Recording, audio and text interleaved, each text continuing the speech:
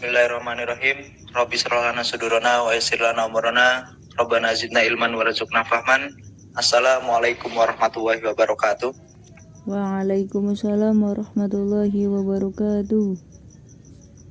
Alhamdulillahirabbil alamin wa bihi nasta'in wa ala umuri dunya waddin. Wassalatu wassalamu ala asrofil anbiya'i wal mursalin wa ala alihi wa sahbihi ajmain amma ba'du. Alhamdulillah pada pagi hari ini kita bisa bertatap maya. Bagaimana kabar kalian semua teman-teman? Sehat? Alhamdulillah sehat Pak. Pada pagi hari ini kita belajar tentang ilmu akhlak dan tasawuf.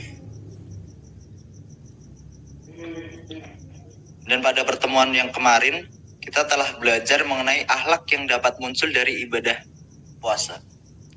Pada pertemuan kali ini insya Allah kita akan belajar mengenai akhlak yang dapat muncul dari ibadah haji dan zakat. Langsung saja kita menuju materi pada pagi hari ini. Akhlak yang dapat muncul dari ibadah haji dan zakat. Yang pertama, akhlak kepada Allah. Akhlak kepada Allah di sini dibagi menjadi 3. Yang pertama, syukur. Yang kedua, ikhlas. Yang ketiga, takwa. Apa itu syukur, teman-teman? Syukur yaitu rasa berterima kasih atau pemberian, nikmat pemberian, anugerah. Mensyukuri nikmat Allah Pak dengan cara berterima kasih dan mengingat. Ya, sudah cukup bagus. Dalam PPT dijelaskan, mensyukuri nikmat adalah kewajiban yang diakui oleh akal yang sederhana sekalipun dan diwajibkan oleh syariat Islam. Oleh karena itu, ibadah haji adalah sebuah wujud rasa syukur dalam ibadah secara total dalam segala aspek, terutama dalam segi kesehatan badan, keluasan harta, dan kemampuan dalam melaksanakannya. Selanjutnya, realitas syukur. Realitas syukur seorang hamba itu meliputi menjadi 3 rukun. Jikalau dalam diri hamba itu belum ada 3 rukun tersebut, maka itu belum bisa disebut sebagai syukur. Rukun yang pertama, mengakui kenikmatan secara batinnya. Yang kedua, mengucapkannya secara lahiriah. Dan ketiga, menggunakannya sebagai motivasi untuk peningkatan ibadah kepada Allah Subhanahu wa taala. Yang pertama, mengakui kenikmatan secara batinnya. Secara batinnya bagaimana, teman-teman? Nih, secara batinnya bisa dicontohkan sebagai contoh, kita mendengarkan azan. Ketika kita mendengarkan azan, kita harus segera pergi ke masjid. Itu adalah kenikmatan secara batinnya. Dan yang kedua, mengucapkannya secara lahiriah. Contohnya bagaimana, teman-teman? Ya, belum ada yang bisa menjawab. Contohnya mengucapkannya secara lahiriah, setiap kita mendapatkan mungkin hadiah dari seorang teman atau dari mana, kita mengucapkannya dengan kalimat alhamdulillah. Dan yang ketiga, menggunakannya sebagai motivasi untuk peningkatan ibadah kepada Allah. Jadi syukur itu, ketika kita mendapatkan syukur, kita mendapatkan suatu berkahan, kita harus lebih meningkatkan ibadah kita. Selanjutnya, akhlak kepada Allah yang selanjutnya adalah ikhlas. Ikhlas ialah merefleksikan setiap tujuan semata hanya untuk mendekatkan diri kepada Allah Subhanahu wa taala. Seorang yang sedang melaksanakan ihram harus menjaga benar-benar hati dan semua perilakunya. Hati harus benar-benar disucikan dan diikhlaskan karena Allah. Sesuai dengan ungkapan dan perkataan terus diulang-ulang, yaitu kalimat talbiyah yang menunjukkan kesucian hati dan perbuatan semua. Dan selanjutnya, akhlak kepada Allah yang selanjutnya adalah, ya maaf, saya ulangi, Takwa yang mendasari budi pekerti yang luhur, al-ahlakul karimah adalah sikap yang sadar penuh bahwa Allah Subhanahu wa taala selalu mengawasi kita. Kemudian manusia juga berusaha berbuat hanya kepada sesuatu yang diridhoi oleh Allah Subhanahu wa taala. Akhlak yang kedua yaitu akhlak kepada Rasulullah Shallallahu alaihi wasallam. Pertama, mengikuti ajaran Nabi. Rasulullah Shallallahu alaihi wasallam adalah sosok yang wajib diladani secara syar'i dalam segala hal yang bersumber darinya.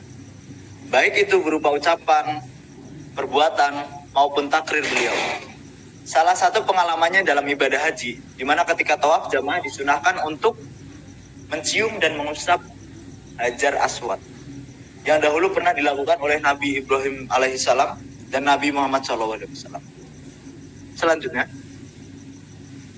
bersolawat kepada Nabi.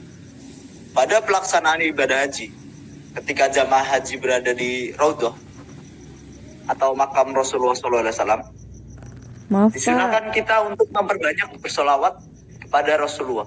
itu belum terganti Pak, maaf Pak. Ya, saya lanjutkan. Pada pelaksanaan ibadah haji, ketika jamaah haji berada di Raudhah atau makam Rasulullah SAW, disunahkan kita untuk memperbanyak sholawat, memperbanyak zikir, memperbanyak tahlil, dan sebagainya yang membuat kita semakin mencintai Rasulullah SAW. Selanjutnya, mengendalikan hawa nafsu. Allah Subhanahu wa taala mengajarkan kepada manusia agar senantiasa melaksanakan perintah-perintah Allah dan juga menjauhi yang dilarang oleh Allah Subhanahu wa taala.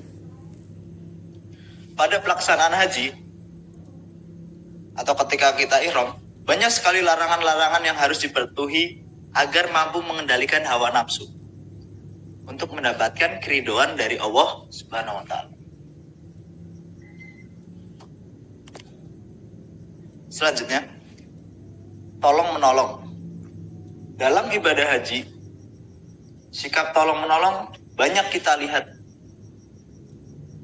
Mungkin ketika kita melempar jumroh,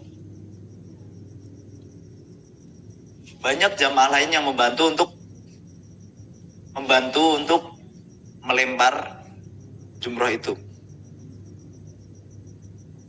Dan yang selanjutnya, mungkin banyak yang membantu jamaah lain mendorong kursi rodanya atau mungkin menunjukkan jalan ketika mereka tersesat dan lain sebagainya.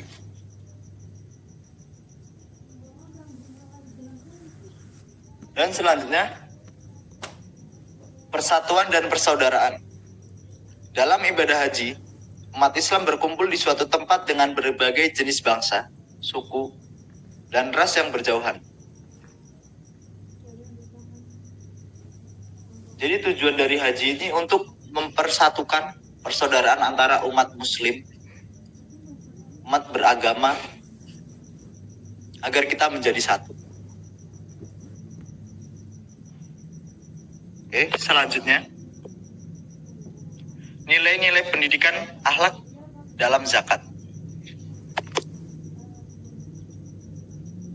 Yang pertama, nilai ketakwaan.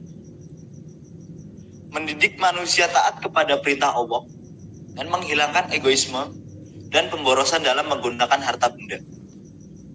Dan yang selanjutnya, nilai keikhlasan. Dalam zakat, itu membersihkan harta maupun jiwa dari hal-hal yang kurang atau tidak baik. Terus selanjutnya, nilai ukhuwah atau solidaritas sosial. Mempersiapkan dan mendidik manusia untuk mampu hidup bermasyarakat yang meski menuntut rasa saling membutuhkan dan tolong-menolong. Jadi, alhamdulillah kita sudah sampai ke slide yang terakhir. Mungkin kesimpulan dari akhlak yang dapat muncul dari ibadah haji dan zakat itu sangat bermanfaat bagi kehidupan kita, maupun di dunia ataupun di akhirat.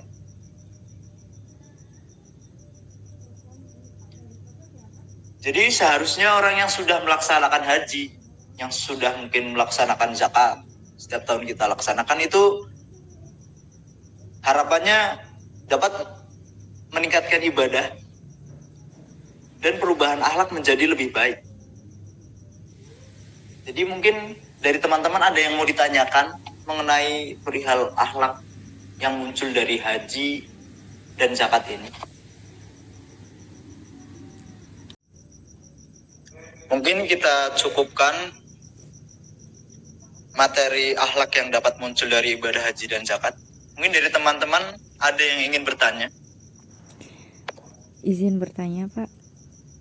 Ya, silakan. Baik, pertanyaan saya itu selain rukun dan wajibnya haji itu kan seorang jamaah tentunya ya harus menjaga atau berperilaku berakhlak yang baik.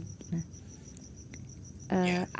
apa saja ya atau apa saja hal-hal yang harus diperhatikan oleh jamaah haji ketika mereka menjalankan ibadah haji yang masih termasuk merupakan kategori akhlak yang baik, gitu Pak. Mungkin salah satunya dari jawaban Mbak Ica, salah satunya kita bisa bertadabur. Apa itu tadabur? Tadabur adalah mengambil pelajaran yang telah kita alami agar kedepannya itu kita lebih baik. Ya, mungkin seperti itu Mbak Ica. Baik, Pak, terima kasih. Mungkin teman-teman lainnya ada yang mau bertanya. Jikalau tidak ada yang bertanya, kita akhiri pertemuan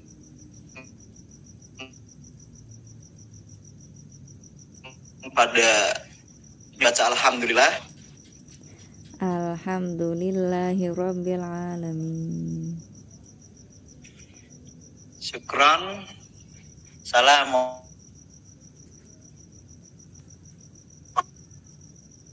warahmatullahi wabarakatuh. Waalaikumsalam warahmatullahi wabarakatuh.